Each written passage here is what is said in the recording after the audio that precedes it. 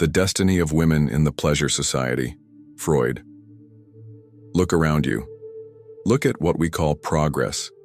Bodies turned into brands, desire packaged like fast food, liberation that looks suspiciously like a new kind of prison. And if you have the courage to say this feels wrong, to admit that something essential is missing from all this freedom, you're about to discover why. Today I'm going to reveal what Freud understood over a century ago. A truth so dangerous it's been buried under layers of modern ideology. By the end of our journey, you'll understand not just what's happened to feminine nature in our time, but why the very attempt to liberate it has created a more subtle, more insidious form of enslavement. Because what if I told you that true freedom was never about removing all constraints, but about understanding which ones serve our deepest nature? The beautiful lie we live. There's something profoundly unsettling about our modern conception of progress. We're told we live in an era of unprecedented freedom, that bodies are liberated, pleasure is democratized, desire is no longer sinful, but celebrated as identity itself. They say women have finally freed themselves from centuries of oppression, and on the surface, this narrative is intoxicating. But if you look closer, really look, cracks begin to appear. Cracks that reveal something Freud predicted with disturbing accuracy. What happens when freedom becomes another form of prison? What happens when the body that was supposed to symbolize autonomy becomes a product with a barcode? This isn't spoken aloud, but it's everywhere. In virtual storefronts, in algorithms, in faces filtered beyond recognition. The female body is no longer a temple to be revered. It's a showcase to be consumed. They speak of empowerment, but the rules of engagement are still dictated by a gaze that doesn't seek to understand but to possess. No matter how often the rhetoric of equality is repeated, the scales remain fundamentally unbalanced. Because the desire that was supposedly liberated has lost its depth. It's been hollowed out, reduced to performance. And performance doesn't connect, doesn't unite, doesn't transform, it only entertains. Then it leaves behind a void. A cold, silent emptiness disguised under neon lights and inflated promises. Freud saw this coming. He understood that when you strip desire of its symbolic dimension, its mystery, its sacred complexity, you don't liberate it, you kill it. The market as modern superego. Freud taught us about the superego, that internalized voice of authority that regulates our impulses. But what he couldn't have fully anticipated was how sophisticated this voice would become in our digital age. Today's superego doesn't speak with the voice of religious authority or patriarchal command. It whispers through Instagram filters and algorithmic recommendations. It doesn't demand modesty. It demands maximum exposure, but only the right kind, the marketable kind, the kind that generates clicks and engagement. As Camille Paglia warned, the problem isn't sexual freedom. The problem is what has been done with it. It has become spectacle, a currency of exchange, an act without soul. Digital culture has transformed the body into a stage and pleasure into routine. Gestures, codes, poses are endlessly repeated, but there's no real contact. The intimate is displayed shamelessly, but without connection, and this lack of genuine connection is destroying something essential. Because desire in its truest form is not merely physical. It's symbolic, mysterious, unstable, dangerous. In our quest to make everything visible, explicit, quantifiable, we've stripped desire of its transformative power. The supposed freedom has become a script written by invisible hands. Those who perform it believe they're creating something uniquely their own, but they're merely reacting to market forces they don't even recognize. The lost art of mystery. Where has complexity gone? Where is the right to be contradictory, to be sacred, to be uncontrollable? Freud understood that the feminine psyche operates in realms that resist simple categorization. It exists in the space between consciousness and the unconscious, between the rational and the intuitive, between order and chaos. But our misguided pursuit of equality has tried to erase all symbolic differences. In doing so, it has also erased layers of meaning. Because difference harbors mystery, and without mystery, there is no real desire, only repetition. The contemporary woman as cultural symbol has been dehumanized not by traditional patriarchy, but by the new tyranny of the market, the click, the virtual applause. She has ceased to be subject and become object, albeit with a different label. Instead of imposed silence, we now have mandatory constant exposure. And in this overexposure, something essential has been lost: the right to enigma. The body that was once a source of creative strength is now merely surface. While the discourse of liberation repeats its mantras, alienation grows deeper. It's not that power is lacking, it's that power has been confused with spectacle. And this confusion has profound consequences, because when you live according to others' expectations, even those disguised as feminism, what you build isn't authentic identity, but a sophisticated form of obedience dressed up as revolution. The return of the repressed Freud taught us that what is repressed doesn't disappear, it returns in distorted forms. And we're witnessing this return everywhere in our culture. The body doesn't lie. Sooner or later it demands payment for this charade. The emptiness doesn't come from lack of physical contact, it comes from excess of superficial contact.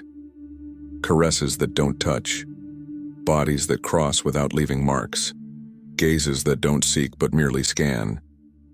In this emotional desert, sexuality has become a language without syntax, words without structure, kisses without intention. What appears to be freedom is actually disconnection. Pleasure without context becomes a mirage, a stimulus that, instead of satisfying, erodes. Instead of uniting, it disperses. The act that was once sacred ritual has become routine commodity. This isn't neutral change. It transforms how the soul inhabits itself. Desire no longer emerges from the depths, it's generated by algorithms. Choice is no longer made with intuition and feeling, it's made with thumb swipes. But the soul doesn't respond to interfaces. The soul needs chaos, uncertainty, surrender, things the market cannot offer because it cannot control them. The sanitized desire. So the system has created a sanitized version of desire, mute, domesticated, safe. But true desire is dangerous. It unsettles, makes you lose control. In a culture obsessed with control, free desire becomes a threat.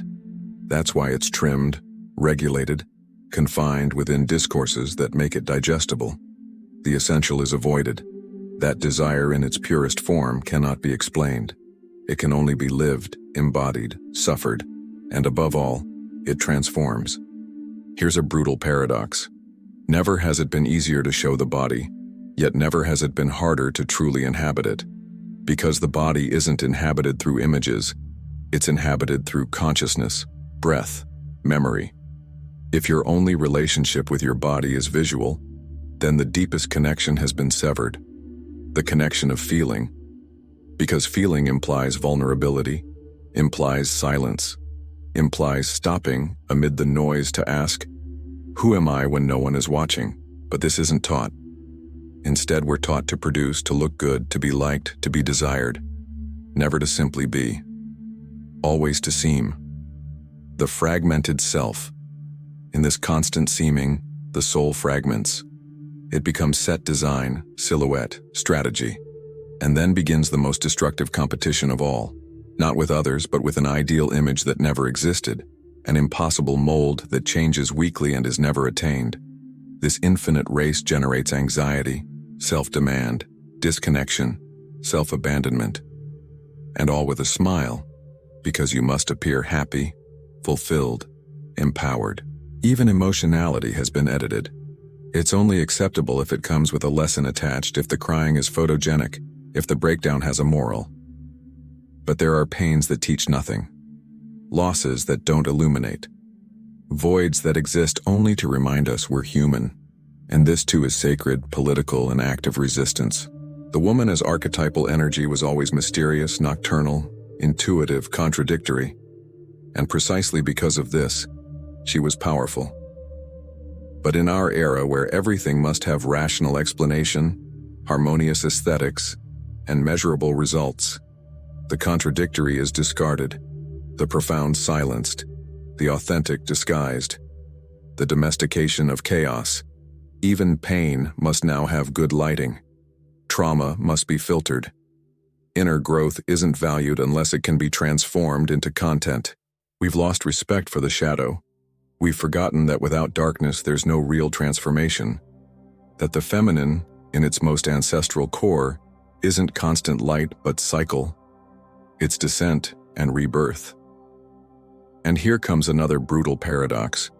Certainties are demanded from an energy that lives on ambiguity. Order is requested from something that exists in chaos. Linear coherence is expected from an essence that is anything but linear. Freud understood this.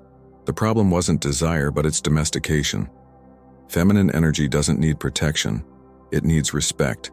And respecting it means accepting it with all its wildness, contradiction, unpredictability. But this respect is frightening because feminine chaos cannot be controlled. It can only be honored. And we live in an age that prefers control over wonder, efficiency over truth, image over substance. That's why authentic pleasure has become routine. That's why real connection has become a threat. Because no one wants to risk being truly seen. Naked, not in body, but in soul. And that's the exposure no one can tolerate anymore. Breaking the script. Showing the body is no longer transgressive. What would be transgressive is showing thought without filters, desire without scripts, fear without makeup. You're required to be strong but without showing vulnerability. Free but following molds. Authentic but never inconvenient. This is the trap. Real strength isn't the kind that shouts. It's the kind that resists in silence without betraying itself. It allows chaos without seeking excuses. It embraces itself even when it fits no narrative. And this strength is disappearing because the environment no longer supports it. A woman who doesn't need validation is dangerous to any system. Someone reconciled with their darkness cannot be manipulated. So what remains? The hardest option, leaving the game, stopping the performance, breaking the script, even if it means solitude. Because only in that solitude does real identity emerge, the kind that doesn't need to be sold, isn't measured in applause, doesn't apologize for existing. The emergence of the authentic. When that identity awakens, no algorithm can translate it. No market can contain it. No ideology can absorb it. Because the symbolic, the authentic, the deeply human doesn't fit categories. It's no good for decorating speeches. It only serves for living. And to truly live in our times is the most revolutionary act possible. Freud knew that the psyche's health depends on integrating all aspects of the self: shadow and light, reason and instinct, civilization and wildness. What he saw in his patients was what we see in our culture: the cost of denying these fundamental aspects of human nature. True revolution doesn't happen through cameras or approval. It certainly doesn't need permission.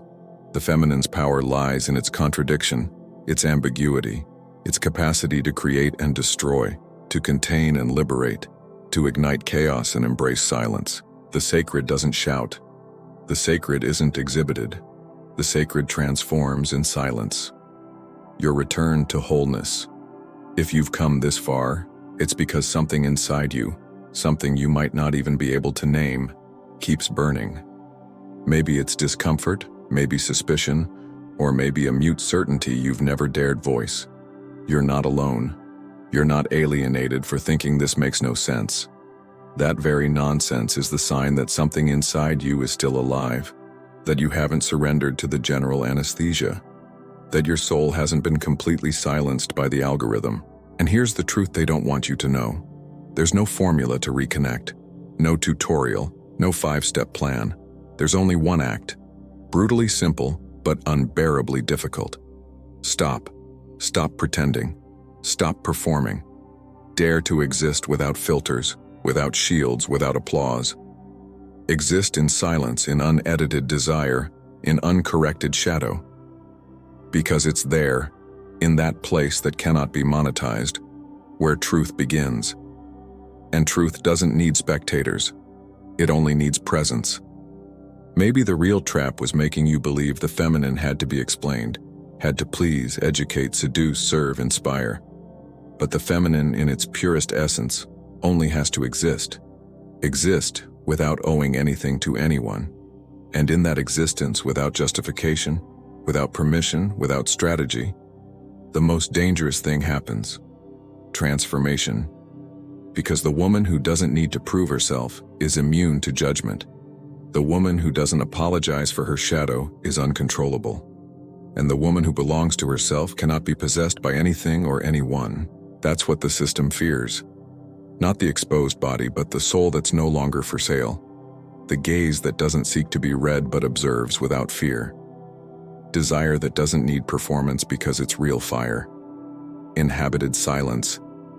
Fertile darkness. Sacred contradiction. If this resonates with you even slightly, then you already know you're not out of place. What you're feeling isn't confusion, it's memory. Memory of something they tried to erase from you, but that remains, waiting to be remembered. Voice becomes a whisper, then grows strong. Leave it in the comments, a phrase, a word, even a whisper. I was not born to please. I was born to set fire. Let the world know there are still voices that won't be silenced. Still souls that remember what it means to be truly, dangerously, authentically alive. The system can tremble. There's fire that cannot be pixelated, and you carry it inside. Welcome back to yourself.